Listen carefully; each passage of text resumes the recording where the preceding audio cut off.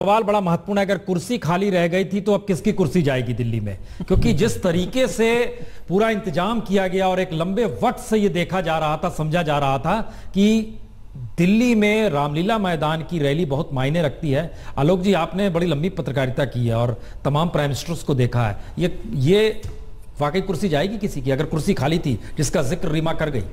क्योंकि देखिए संगठन को लेकर के, और वो यही प्रूव भी करते रहते हैं कि संगठन बहुत कमजोर है यहाँ पर, और इसलिए उनको खुद को संभालना पड़ रहा है। संगठन बटा हुआ है। आप देखिए कुछ नेता मंच पर नहीं दिखाई दिए, आपने ध्यान दिया हो। विजय गोयल भी उतना प्रमुखता से जैसे नहीं दिखाई दिए। हर्षवर्धन का भी कहीं कोई जिक्र उस तरह में आए जरूर थे, लेकिन गडकरी जो कि प्रभारी रहे हैं, मतलब दिल्ली के पिछले चुनाव में टिकट उन्होंने ही बांटे थे सारे, वही दावा करते थे बहुमत आएगा।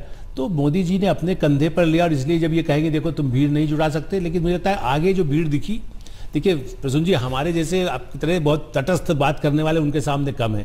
आगे की जो भीड़ दिखाई दे रही है कैमरे में जब दिखाई देगी, उससे मोदी जी संतुष्ट होंगे। ऐसा नहीं होगा कि उससे एक तलवार एकदम सतीश उपाध्याय पर चल जाए, ऐसा मुझे लगता है। बहुत सारी कुर्सियां खाली थी क्या रीमा?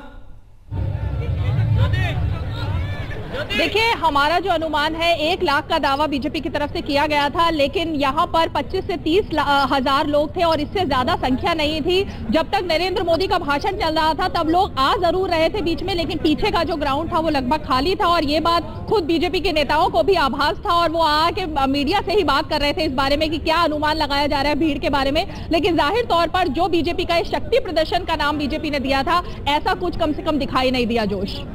क्योंकि आमतौर पर होता है जब 1 लाख दावा करते हैं, 30,000 40,000 पर हमेशा उसको 3 गुना करके दावे कर दिए जाते हैं। इसलिए इतना बेनिफिट ऑफ डाउट आपको देना चाहिए।